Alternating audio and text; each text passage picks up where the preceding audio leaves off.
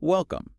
Today, we're unpacking something I think almost everyone listening has probably experienced at some point, brain fog. Yeah, absolutely. That Yeah, feeling. that mental cloudiness, maybe feeling sluggish or just not quite on, like your brain's moving a bit too slow. It's a great description. And it's more than just a feeling. It's actually a recognized set of, Yeah. neurocognitive symptoms.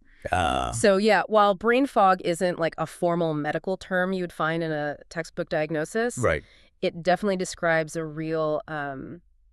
very real lack of mental clarity. People often talk about having trouble concentrating, Mhm. difficulty remembering things, maybe a general sense of fatigue, or just feeling confused. And to really get under the hood of this, we've actually gone through a whole stack of interesting information. We looked at stuff from neurosurgeons, brain performance experts, Yeah, some really diverse sources. and even some pretty recent research on long COVID, which is fascinating. Yeah. So the mission today is really to figure out what brain fog is, Mm. what's causing it, and maybe most importantly, what practical steps you can actually take to clear that haze. Exactly. It's about solutions, not just understanding the problem. Right. So let's start with how it feels. Yeah. Have you ever had those days where it feels like your brain is just, I don't know, walking through mud? Or molasses, yeah. That thick, slow feeling. Totally. It's Huh. so frustrating. Our sources mention some common symptoms.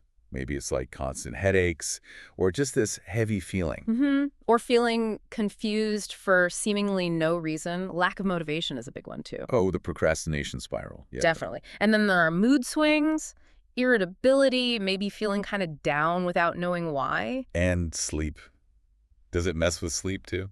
It often does. Sleepless nights, or maybe just overthinking everything, your mind racing when you try to focus. Yeah. Cognitively, it can show up as, difficulty finding words. Oh, that tip of the tongue thing. Exactly. But it just won't come. Or generally poor memory, lack of focus, lack of clarity. Some people even mention feeling a bit uncoordinated. Wow. Okay. So it's quite a range. It is. And the key thing here is that these aren't just like minor annoyances. Brain fog can seriously mess with your daily life, your well-being, your productivity. Yeah, I can see that. Simple things like reading an article or even just following a conversation can suddenly feel like climbing a mountain. It's that general haze. That haze, yeah. Makes you feel not quite yourself, not sharp. Precisely. Okay, so let's unpack this. Why does it happen? Because it sounds like it's not just one simple thing. That's a really crucial point. It's rarely a single cause. Think of it more like a puzzle with lots of interconnected pieces. Okay. We can kind of group the causes, maybe start with the physiological stuff. Hormonal imbalance is actually a pretty big player. Hormones, like what? Well, issues with your sleep-wake cycle, for instance, that throws your hormones off. Or for women, things like menstrual irregularities or menopause that can significantly contribute. Ah. Hormones are just vital for memory, for focus. So if they're out of whack, Your brain feels it. Makes sense. It What will. about food? We hear so much about brain food these days. Does diet play a role? oh, absolutely. Nutritional deficiencies and gut health are strongly linked. Gut health. Right. Yeah, big time. So first, low levels of key nutrients like vitamin B12 and iron are common culprits. B12 is essential for making brain chemicals, Right. and if you're low, it can lead to memory loss, confusion, even depression sometimes. Wow. And iron. Iron helps carry oxygen to your brain, which is obviously critical. Plus, it's needed to make serotonin and dopamine, those key neurotransmitters for mood and focus. Okay, so deficiencies matter. What about the gut part? Well, if your gut isn't healthy, maybe it's not absorbing nutrients properly, or there's inflammation. Like with IBS or something. Exactly. Mm. Things like IBS, SIBO, that's small intestinal bacterial overgrowth, or even leaky gut, that inflammation can directly impair cognitive function. It's that whole gut-brain connection. Fascinating. And on the flip side, eating too much highly processed food, stuff that's low in nutrients, or even being too restrictive with dieting, both can be problematic. So it's about balance, getting the right stuff in and making sure your body can actually use it. You got it. Okay, moving on from sort of internal chemistry. What about lifestyle? Things maybe more in our day-to-day control. Sleep came up already. Sleep deprivation is huge, and here's where it gets really, really interesting. Sleep isn't just rest. It's when your brain does its essential maintenance. Maintenance, like what? It literally flushes out toxins that build up during the day. It consolidates memories, organizes information, Mhm. regulates hormones. It's like a nightly deep clean and system update. Wow, okay, so if you cut sleep short. Or even if you get enough hours, but the sleep is disrupted, broken, Right. your brain just can't do that crucial cleanup work effectively. And studies actually show that consistently sleeping too little, say less than 6 hours, or even too much, like more than 9, Too much sleep is bad too. it seems so. Both extremes are linked to decreased brain volume and poorer cognitive function over time. That's kind of scary. And it ties right into modern life, doesn't it? The screens. Oh, the screens, yeah. Yeah. Constant overload from computers, phones, social media, especially right before bed. Guilty. We all are, probably. But it directly impacts that sleep-wake cycle, melatonin production. And it fragments our attention. Your brain gets trained for constant distraction. Makes sense. Yeah. Harder to focus when your brain expects interruption every few seconds. Exactly. What about other things we consume? Like beyond food, coffee, alcohol? Good question. Substance use is definitely a factor. Smoking, drinking alcohol, even too much tea, coffee, or sugar can make your brain less active in the long run and contribute to that foggy feeling. Even though they might give you a temporary boost. Right. Relying on them for that instant up can actually cause more harm over time. And then there's something many people overlook, just being sedentary. Not moving enough. Yeah. Being inactive literally causes your brain to shrink over time. It reduces circulation, and it lowers the production of something called BDNF, brain-derived neurotrophic factor. BDNF. Think of it like Miracle Grow for your brain cells. It helps them grow, connect, survive. Less movement, less Miracle Grow. Wow. Okay, so movement is literally feeding your brain. In a way, yes. Very important. So we've got hormones, nutrition, gut health, sleep, screens, substances, lack of movement. That's already a lot. What else? Well, connecting this to the bigger picture, we have to talk about mental and environmental factors too. Stress and trauma are huge, absolutely massive. Chronic stress, you mean? Yeah, chronic stress especially. When you're under severe stress or you perceive danger, your brain goes into fight or flight mode, activates the sympathetic nervous system, Right. and floods your system with cortisol, the stress hormone. Now, cortisol is designed to shut down the thinking parts of your brain, Yeah. cortex, hippocampus, areas for complex thought and memory. To focus on survival. Exactly, prepare you to react quickly. But the problem is, if that system is constantly activated, if cortisol is always pumping at high levels, You get stuck in that mode. pretty much. Yeah. And that leads directly to brain fog. It can even stop memories from forming properly. And long-term, chronic stress can actually affect brain volume, which ties into risks for things like dementia and Alzheimer's later on. Yeah, that's serious. It is. And sometimes, brain fog can almost be like a protective mechanism. Your brain sort of shielding you from experiences that are just too painful or overwhelming to process fully at that moment. Wow, that's profound, like your brain hitting a dimmer switch. Something like that, yeah. It really highlights how interconnected our mental state and our physical brain function are. Okay, so stress is a big one. What about external things, like getting sick? Infections, definitely. Yeah. Chronic low-level infections can simmer away and contribute. Viral reactivations, too, like Epstein-Barr virus coming back. Mm. And then, of course, there's long COVID. The research there is still emerging, but it's really pointing towards some significant neurological impacts. What are they finding? Some studies suggest the virus might linger, maybe in the gut, and interfere with serotonin production. It can cause neuroinflammation in the brain, Okay. and even affect blood flow and structure in key brain areas like the hippocampus, which is vital for memory, and the prefrontal cortex for decision-making. So real physical changes happening. Seems that way. And this brings up another important point. Medications. Right, you mentioned that earlier. Did you know some common drugs can actually cause brain fog and memory loss? It's surprisingly common and often overlooked. We're talking about things like some anti-anxiety drugs, benzos like Xanax or Valium, Yeah. anti-seizure medications, some older types of antidepressants, narcotic painkillers, certain sleep aids, those Z's drugs like Ambien, even some drugs for incontinence or older antihistamines, the first-generation ones that make you drowsy. Wow, that's a long list. It is. And the risk goes up with higher doses, long-term use, or especially if someone is taking multiple medications at once. That's called polypharmacy. Right. Even things like high doses of corticosteroids, some heartburn medications, and long-term cannabis use have been linked in some studies. It's definitely something to be aware of and discuss with your doctor if you're concerned. Absolutely crucial. And finally, one more big category. Environmental toxins. Toxins, like pollution. Yeah, pollution, but also man-made chemicals like PCBs, heavy metals, lead, mercury, pesticides, and even natural toxins from certain plants, fungi, or algae. We're kind of swimming in this stuff. These neurotoxins can cause systemic inflammation that specifically targets the brain. They can cross the blood-brain barrier. That protective barrier. Exactly. And once they're in, they can lead to a whole range of neurological and psychiatric problems, from headaches and brain fog right up to dementia, sometimes years after the exposure even happened. Okay, wow. That's a lot of potential causes. It feels a bit overwhelming. Yeah. It does paint a complex picture, doesn't it?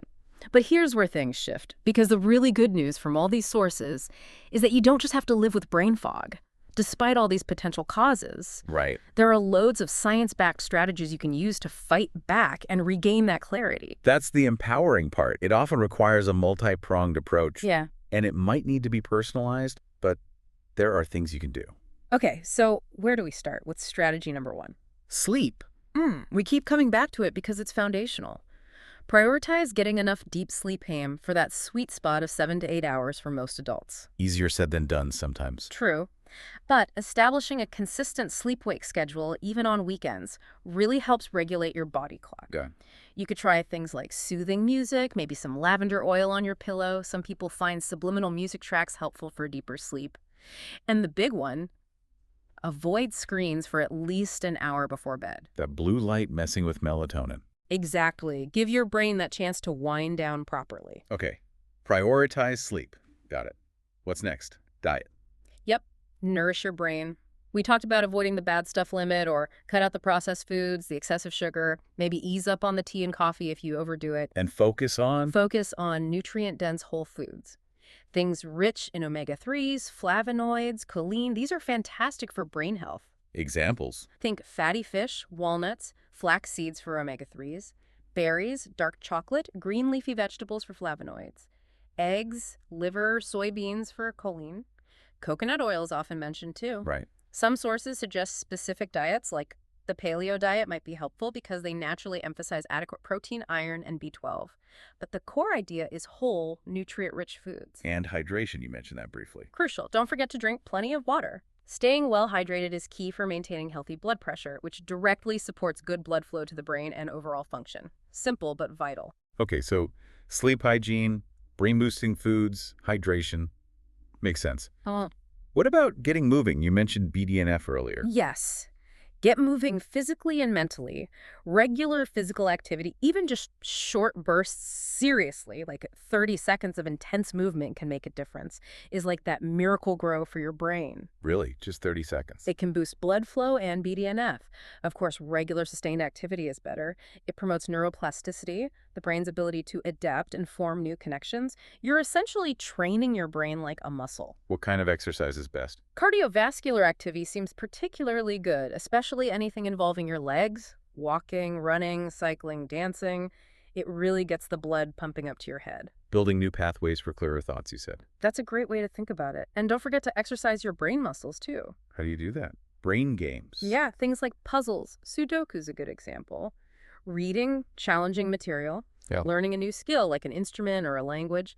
Anything that pushes your brain out of its comfort zone. Keeps things sharp. Exactly. And repetition can also help jog memory and improve focus. Practicing recall. So it's like a full cognitive workout plan. Sleep, nutrition, hydration, physical movement, mental stimulation. You got it. What about managing that feeling of being constantly wired, overstimulated by modern life? The stress, the screens. That's where mindful screen use is key. It's not about ditching technology entirely, but being intentional. How so? Maybe setting time limits, having screen-free periods, especially before bed. Reducing exposure to that constant stream of scattered, fragmented information can really help improve focus. Makes sense. And stress management. Super important. Simple practices can make a huge difference. Meditation, even just literally 30 seconds of focusing on your breath, can calm the nervous system. Okay. Social connection is powerful too. Engaging with other people, having meaningful conversations, even just getting a hug releases hormones that buffer stress and boost mood. Connection is key. Definitely. And tackle procrastination. Get tasks done. Write down your goals, your appointments. Get them out of your head and onto paper or into a calendar. Why does that help? It frees up mental RAM. Your subconscious isn't constantly juggling these open loops and worrying about forgetting things. It clears mental space. Ah, I like that. Lift background noise. Yeah. And you mentioned nature earlier, connecting with the natural world. Yes. It sounds almost too simple, but spending time in nature, a park, the woods, by the water is incredibly effective. How does it work? It significantly reduces stress by calming the brain's emotional centers, like the amygdala. It improves cognitive function. The recommendation is often to aim for at least 2 hours a week, if you can. A nature prescription. Kind of. It's a powerful free intervention. Okay, these are all great lifestyle strategies. What about more targeted things, like supplements? You touched on B12. Right. So supplements can be helpful, but always talk to your doctor first. They can test for deficiencies and guide you. Good disclaimer. If a B12 deficiency is confirmed, yeah, a doctor might recommend specific doses, often in forms that are better absorbed, like sublingual drops under the tongue or even injections. Okay. What else showed promise in the sources? Probiotics, especially blends with lactobacillus and bifidobacterium strains, can support gut health, which we know is linked to brain function. Right, the gut-brain axis again. Exactly. There's also acetyl L-carnitine. Some studies suggest doses around 1,000, 2,000 milligrams daily might help with attention, concentration, and memory. Interesting. And specifically for long COVID brain fog, there's emerging research on PEA, that's palmitoylethanolamide and luteolin. Taking those together might help reduce neuroinflammation. Doses mentioned were around 700 milligrams of PEA and 70 milligrams of luteolin daily. Still early days for that research, presumably. Relatively, yes, but showing promise. And for potential underlying viral issues, some natural antivirals like olive leaf extract or cemento, which is a type of cat's claw, are sometimes considered, but again, the evidence is more limited and needs careful consideration with a professional. Got it. Are there any other practices that kind of blend mind and body? Yes, things like yoga and tai chi are excellent. They combine movement, breath work, and mindfulness. How do they help the brain specifically? Well, the postural changes, especially inversions in yoga, where your head goes below your heart, can improve blood flow to the brain. Plus, they're fantastic stress reducers and have anti-inflammatory effects. Lots of angles to approach this from. Definitely. And just to reiterate, if brain fog is really persistent, severe, or impacting your life significantly, please see a doctor. A short point. They need to rule out any underlying medical conditions, anemia, thyroid issues, other deficiencies, autoimmune conditions. This conversation offers strategies, but it's absolutely not a substitute for professional medical advice. Absolutely. What's really striking about all this, though, is realizing brain fog isn't just, all in your head in a dismissive way. No, not at all. It's often a real physiological or neurological thing happening, a signal from your body or brain that something's off balance. Precisely. And understanding those potential root causes, the hormones, the gut, the stress, the sleep, the toxins, it gives you power. It shows you where you can start making changes. Yeah, it makes it less mysterious and more actionable. Exactly. And the takeaway really is that brain fog doesn't have to be your permanent reality. By making targeted changes, focusing on these different areas of lifestyle, diet, stress, maybe supplements with guidance, many people find they can clear that haze and think much more clearly.